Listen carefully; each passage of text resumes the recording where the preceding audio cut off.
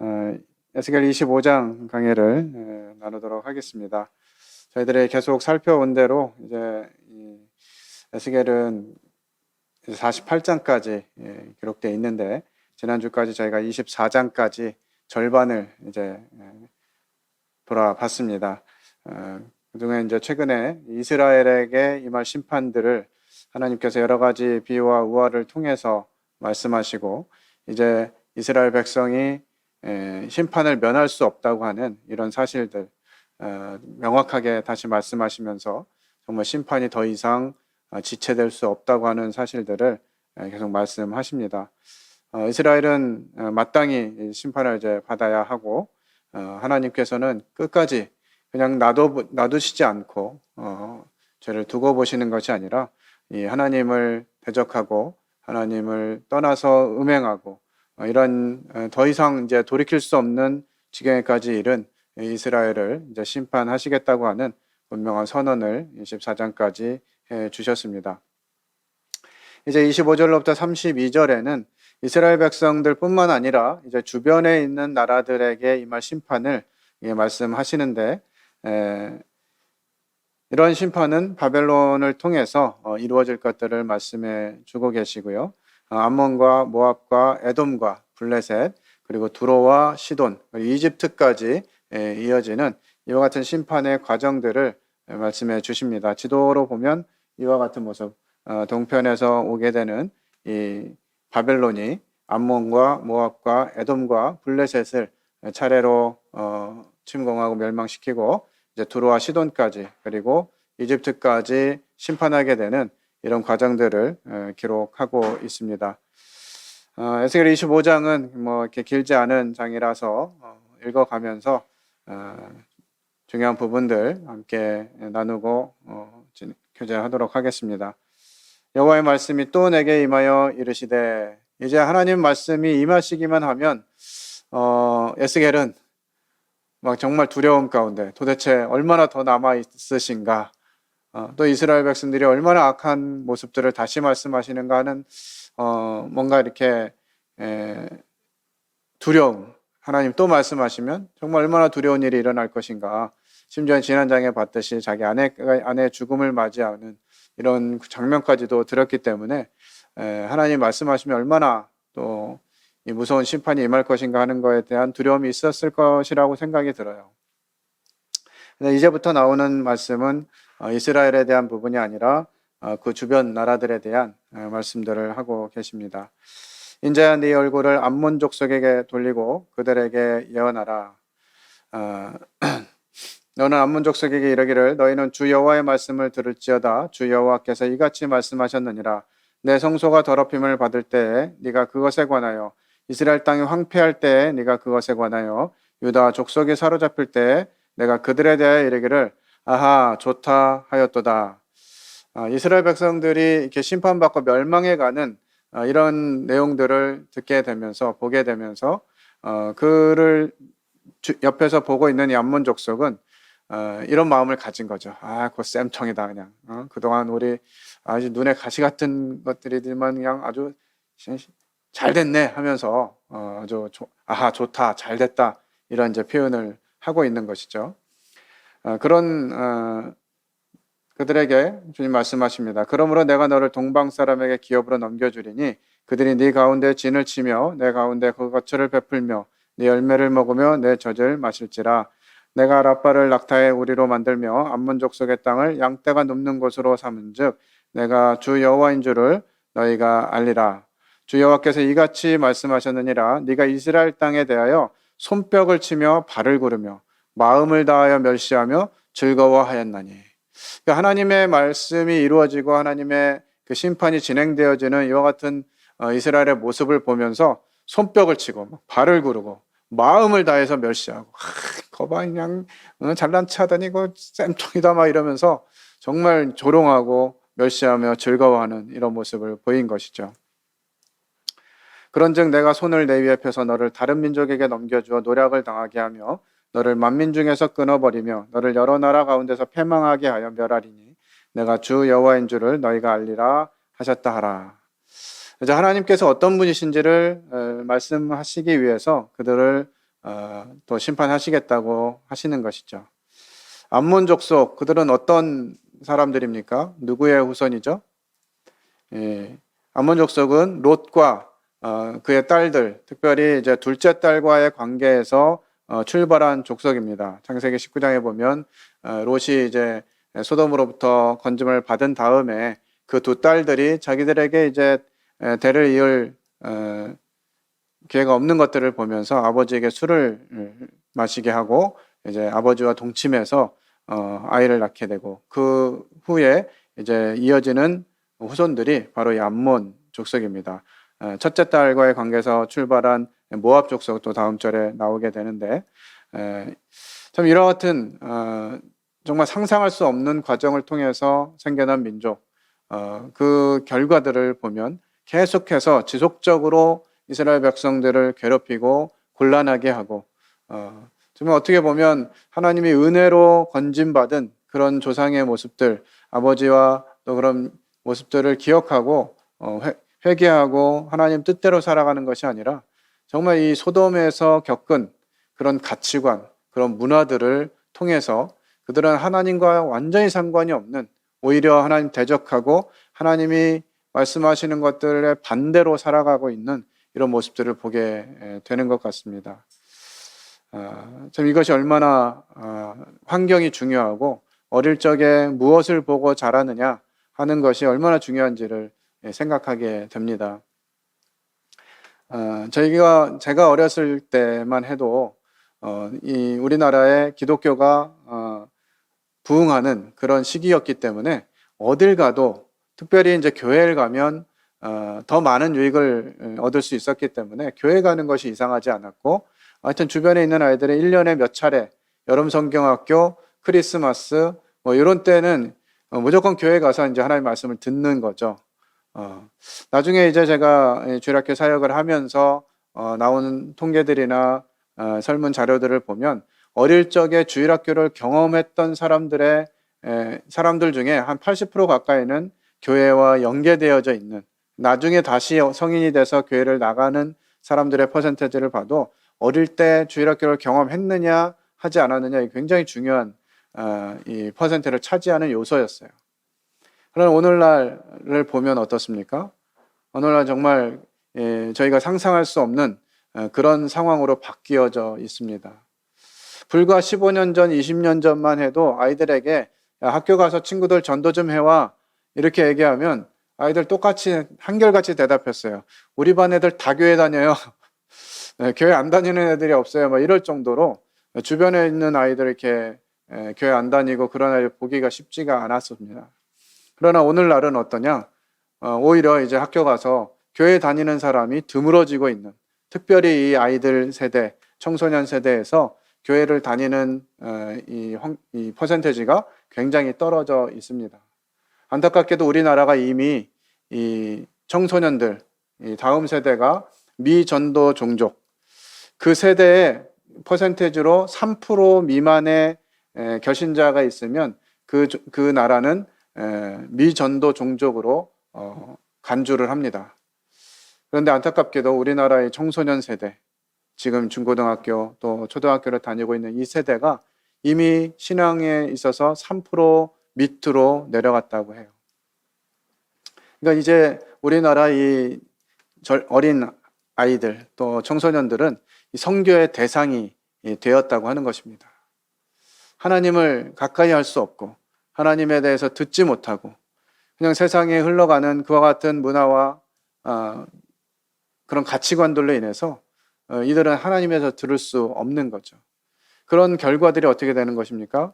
바로 이 롯의 딸들과 같이 정말 상상할 수 없는 죄를 저지르고 계속해서 하나님을 대적해가는 그런 길로 갈 수밖에 없는 것이죠.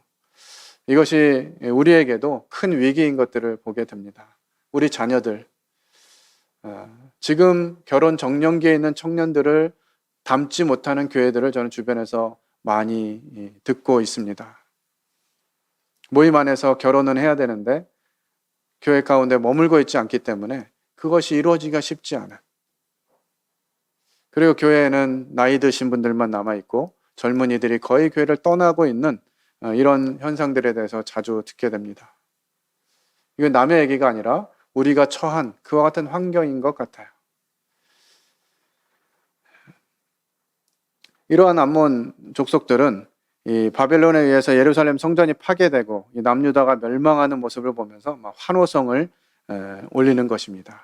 이 하나님의 자녀들이, 하나님의 백성들이 고난당하고 심판당한 이런 모습 보면서 아주 그냥 의기양양하게 마치 자기는 그렇게 되지 않은 것이 얼마나 다행인가 하는 마음으로 그렇게 하고 있는 것이죠. 오히려 그런 모습을 보면서 어떤 생각을 해야 될까요? 정말 저렇게 하나님 대적하고 하나님을 거절하면 저렇게 멸망받는구나. 이런 타산지석의 교훈을 삼아야죠. 나는 그러지 말아야지. 이런 생각을 해야 되는데 그렇게 되어지지 않는 거예요. 그들의 문화, 사고와 가치관이. 누가복음 13장에도 이제 그와 같은 부분들이 나옵니다. 양과 염소를 갈라내는 이런 부분들도 말씀하시고 저희가 무엇을 어떻게 해야 될 것인가라는 고민들 가운데 많이 듣게 됩니다. 어떤 사람들은 어떤 곤란함을 당했는지 하면서 누가복음 13장 1절에서 5절에 보면 그때 마침 두어 사람이 와서 빌라도가 어떤 갈릴리 사람들의 피를 그들의 제물에 섞은 일로 예수께 아뢰니 대답하여 이르되 너희는 이 갈릴리 사람들이 이같이 해받음으로 다른 모든 갈릴리 사람보다 죄가 더 있는 줄 아느냐. 아마도 이 갈릴리 사람들이 무엇인가 이렇게 잘못을 했는지 모르겠지만 기사에 의하면 이들의 피가 많이 살육을 당하고 도살당하고 죽음을 당해서 이들의 피를 이 갈릴리 사람들의 피를 이 빌라도가 드리는 제물에 드려진 거예요. 이게 얼마나 두려운 일입니까? 하나님의 자녀들이 이방인의 손에 팔려서 제물로 드려지는 이와 같은 일들이 있었던 것이죠. 그런데 이 이스라엘 사람들은 그런 모습들을 보면서 저 갈릴리 사람들 저 뭘 그렇게 잘못해가지고 저렇게 된 겁니까? 라는 식으로 접근하고 있는 것이에요. 주님은 이렇게 대답하십니다. 너희에게 이르노니 아니라 너희도 만일 회개하지 아니하면 다 이와 같이 망하리라.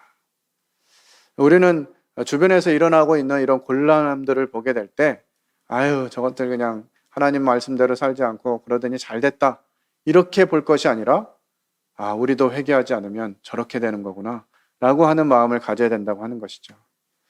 또 실로암에서 망대가 무너져 치어 죽은 18사람이 예루살렘에 관한 다른 사람 모든 사람보다 죄가 더 있는 줄 아느냐. 너희에게 이르노니 아니라 너희도 만일 회개하지 아니하면 다 이와 같이 망하리라. 이런 그 생각들과 표현들이 실제로 많이들 있어 왔어요. 과거에 보면 어떤 형제가 이렇게 뭐가 잘 안 되면 그런 모습을 보면서 형제 뭐 하나님 앞에 죄진 거 아니야? 정신 차려. 뭐 이렇게 이제 얘기하고 그것들 판단하고 그랬던 적이 있었던 것 같아요.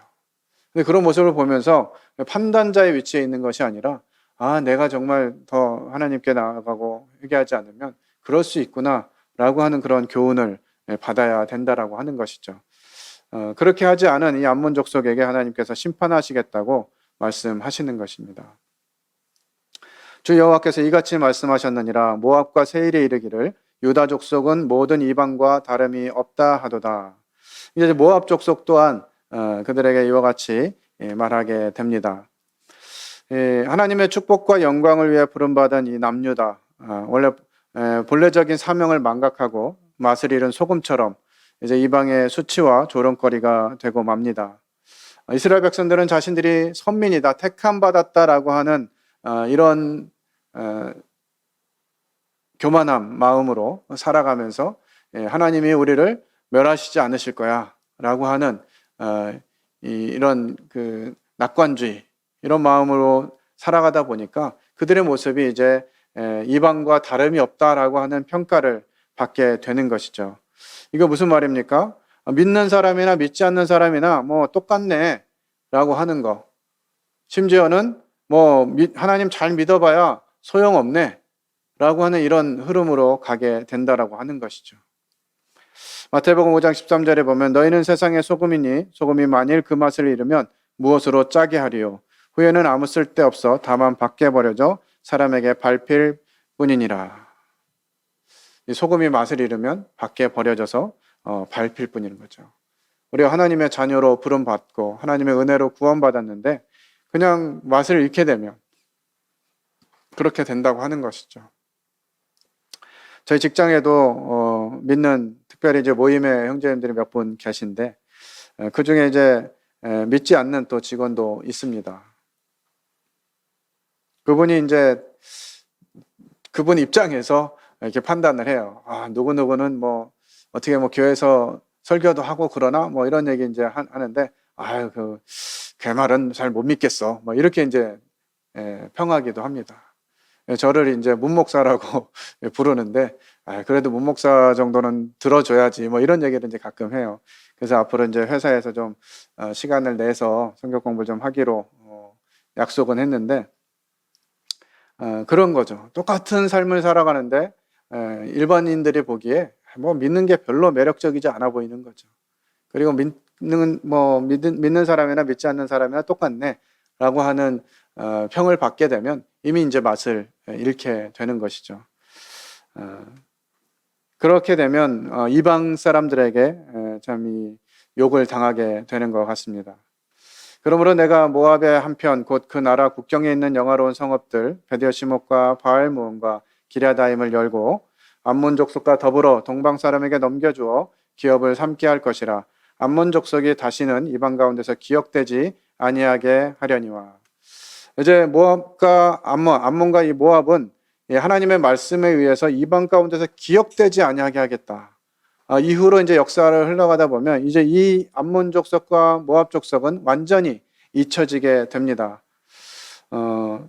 모든 사람들이 그와 같은 길로 가게 되지만 특별히 이스라엘을 생각할 때 하나님이 이 이스라엘 백성들에게 주시는 말씀은 이들과는 다른 거죠. 모압과 암몬처럼 완전히 그냥 자취를 없애버리겠다 이렇게 말씀하시는 것이 아니라 회개케 하셔서 다시 이 하나님이 은혜를 베푸는 이와 같은 약속을 주시잖아요.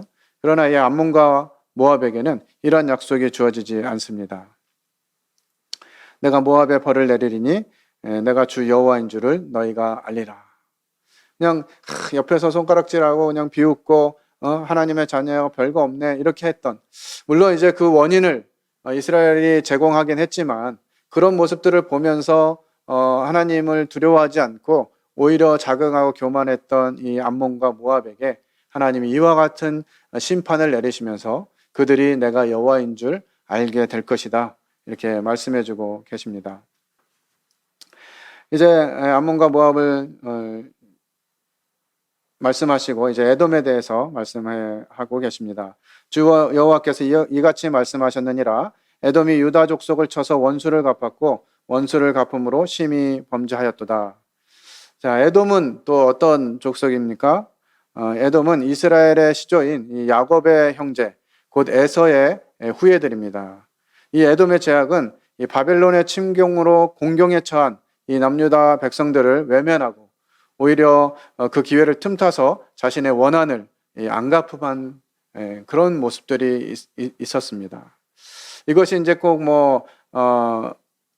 에서와 야곱의 이와 같은 관계에 있어서 그것을 원수를 갚은 것인지 아니면 그 차후에 계속 일어나는 일들 가운데서 자신들이 억울하게 느껴졌던 이와 같은 부분들에 대한 안갚음인지는 모르겠지만 이제 바벨론의 침공 때문에 막 피하고 피난하고 국경을 넘어가고 이렇게 하면 그런 사람들은 이제 긍휼히 여기고 불쌍히 여기고 그래도 형제지간이었으니까 하면서 이렇게 좀 돌봐주고 이렇게 했어야 되는데 그렇지 않고 너 잘 걸렸어. 너 그때 나한테 그랬지?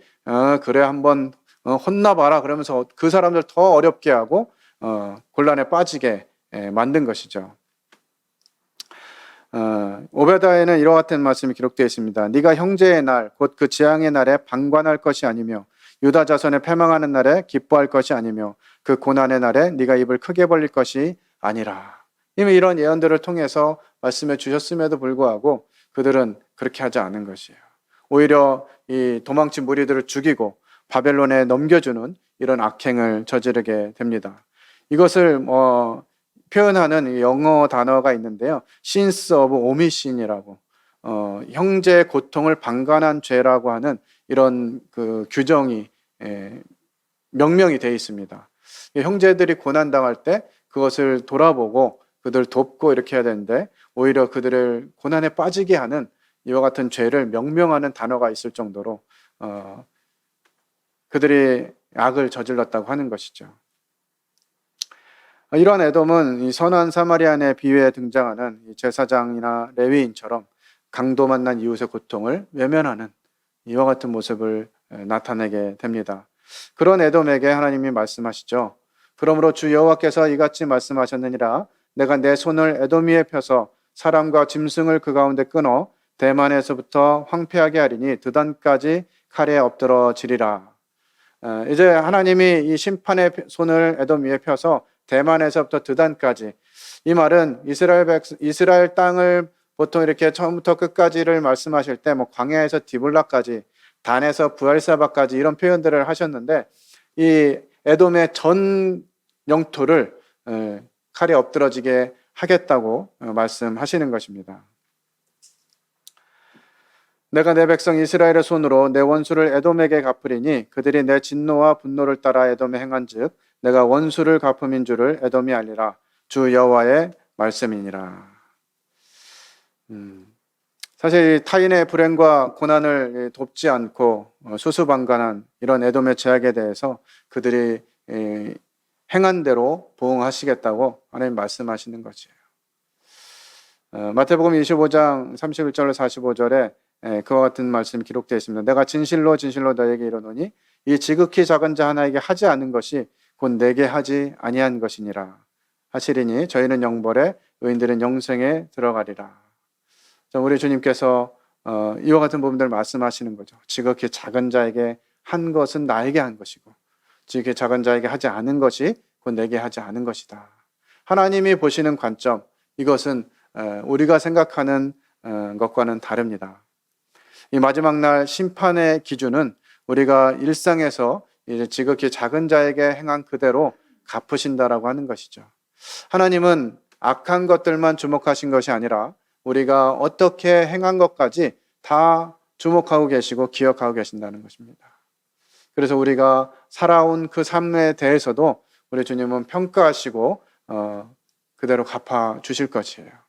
우리가 이 땅에서 어떻게 살았는지 하나님께서 계산할 그 날에 우리가 과연 잘했다, 착하고 충성된 종아 하시면서 더 큰 것들로 우리에게 맡기실지 아니면 있는 것조차도 빼앗기는 그런 부끄러움을 당할 것인지 우리 생각하면서 오늘날을 살아가야 될 것이라 생각됩니다. 주 여호와께서 이같이 말씀하셨느니라. 블레셋 사람이 옛날부터 미워하여 멸시하는 마음으로 원수를 갚아 진멸하고자 하였도다. 이 블레셋은 뭐 전통 대대로 이스라엘 백성과 이 원수지간인 이런 나라죠. 다윗과 골리앗의 이런 관계들, 계속해서 이 블레셋은 이스라엘로부터 어려움을 주고받는 이런 관계에 있었습니다.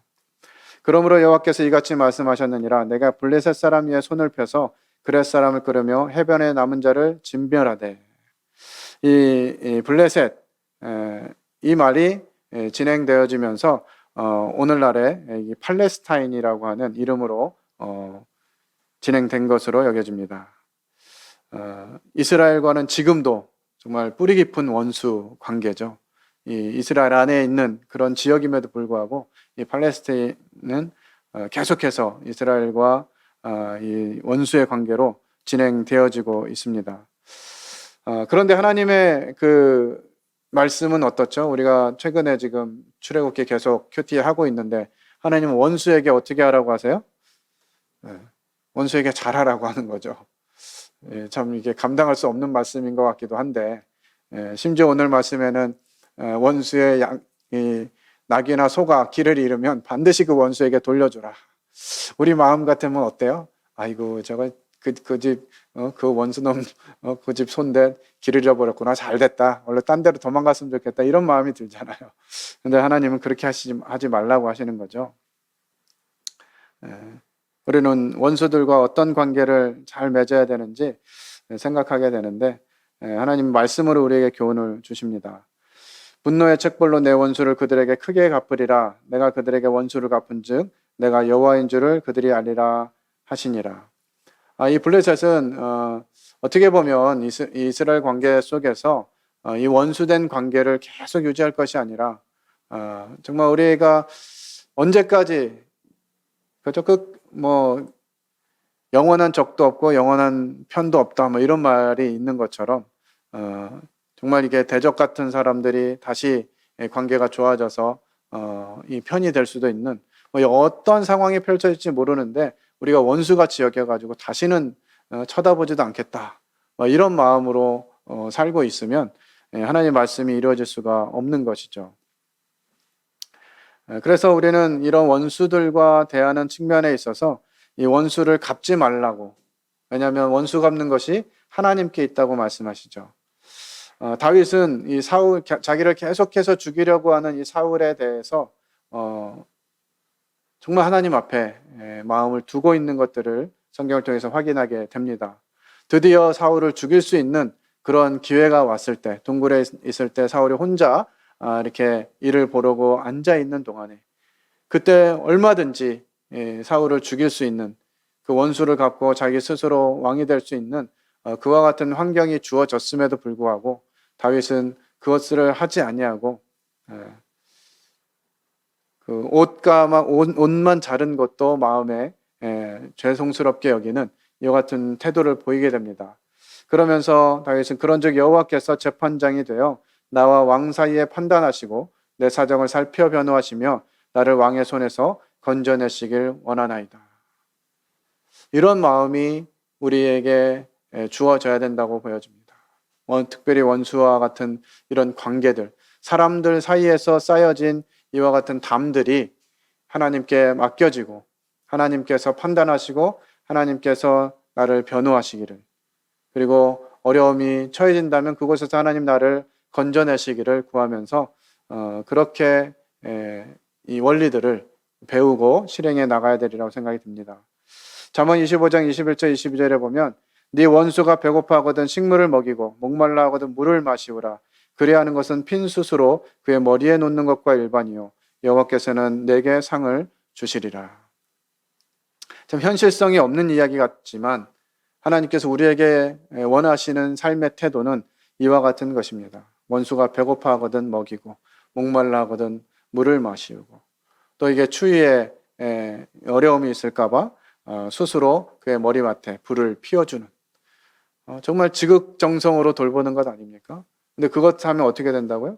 하나님께서 상을 주시겠다고 말씀하시는 것이에요. 세상이 원하는 것, 세상 사람들이 행하는 바는 그냥 그런 원수 갚을 기회가 오면 본때를 보여주는 것이 세상 방식이지만 하나님께서 우리에게 원하시는 것은 그렇게 하지 말라고 하는 것입니다. 오히려 원수에게 은혜를 베풀고 자비를 베풀고 사랑으로 섬기라고 하는 하나님의 말씀을 듣게 되는데, 우리들의 이 가치관 또 우리들의 이 사고적인 모습으로는 참 불가능한 일인 것 같아요. 어떻게 이렇게 원수들을 그렇게 할 수 있나. 그러나 우리는 그와 같은 능력을 얻은 자들입니다. 하나님을 알지 못하면, 하나님의 자녀가 되지 않으면 이건 불가능한 일이죠. 그러나 하나님께서 우리에게 이와 같은 능력을 주셨다는 사실들을 기억하고 우리가 이와 같은 관계들을 회복하고 하나님께 은혜를 구하게 되는 그와 같은 삶의 태도를 가진다면 하나님께서 우리에게 상을 주실 것입니다. 오늘 에스겔 25장을 통해서 우리는 하나님이 하시는 심판들을 보면서 어떤 태도를 가져야 되는가. 아하, 좋다, 잘됐다, 쌤통이다, 이런 것이 아니라 또 하나님의 선택받은 사람들이 고통당하고 심판받는 이와 같은 모습들을 보면서 손뼉치고 박수치며 환호하는 이와 같은 태도들, 하나님의 백성들을 괴롭게 하고 무시하고 곤란하게 한 이런 자들에게 임해질 심판, 이것들을 말씀해 주십니다. 그래서 우리가 원수를 우리가 갚지 않아도 되는 것 같아요. 하나님이 그들을 심판하실 것이고 그 태도, 우리가 하나님께 그것을 맡기고 하나님을 두려워하고 나는 그러지 말아야지라고 돌이키는 이와 같은 삶들을 하나님이 보시면서 우리에게 상을 주시겠다고 약속해 주고 계십니다. 하나님의 말씀을 떠난 자들, 하나님을 무시하고 하나님을 대적하는 모든 관계들은 무너지게 되고 심판을 받게 될 것입니다. 그러나 하나님 말씀에 순종하고 하나님께 나아가는 자들에게는 긍휼이 베풀어지고 또 마땅히 그렇게 살아야 됨에도 불구하고 하나님께서는 거기에 상을 주시겠다고 말씀하시는 것이죠. 우리는 이 에스겔의 말씀들을 계속해서 배워가면서 우리가 삶의 태도를 어떻게 해야 되는지 교훈을 받게 됩니다. 계속해서 하나님의 말씀에 창념해 주시고 이 시대 어떻게 살아갈 것인지, 어떤 태도로 살아갈 것인지 이와 같은 부분들 각자에게 물으시고 하나님의 음성에 순종하는 귀한 성도님들 되시기를 부탁을 드립니다. 기도하고 마치겠습니다. 아버지 하나님, 저희의 모습들은 심판받고 멸망받아도 마땅한 그런 자들이었는데 하나님께서 저희를 불쌍히 여기시고 긍휼을 베풀어 주시며 하나님의 사랑과 자비를 깨닫게 하셨음을 기억하며 감사를 드립니다. 이 놀라운 하나님의 사랑을 입었음에도 불구하고 마치 맛을 잃은 소금처럼 저희들의 오늘날의 사는 삶이 그와 같지 않은지 저희 자신들을 돌아보게 하시고 참 주변의 성도들이 많은 아픔과 고통 또 건강의 어려움들에 관한 소식들이 들려오게 되는데 그것이 그분들의 젊음만이 아니라 참 하나님이 어떠한 교훈을 주시려고 하시는지 또 하나님께 징계하시는 그런 과정들을 보면서 저희 스스로 하나님께 나아가지 않으면 하나님께 회개하지 않으면 나도 그와 같이 될 것이라고 하는 두려운 마음을 가질 수 있도록 도와주시기를 원합니다. 하나님의 말씀 떠나서는 저희들이 살 수 없는 자들이고 이 세상에 그 가치관대로 흘러갈 수밖에 없는 자들인 것들을 알게 하시고 오직 하나님의 말씀과 기도 가운데 깨어있을 수 있도록 은혜를 베풀어 주시기 원합니다. 계속해서 하나님 저희를 가르쳐 주시고 교훈해 주시기를 부탁을 드리며 이 모든 것을 살아계신 하나님 아들 예수 그리스도의 이름으로 기도했습니다. 아멘. 이상으로 집회 마치도록 하겠습니다.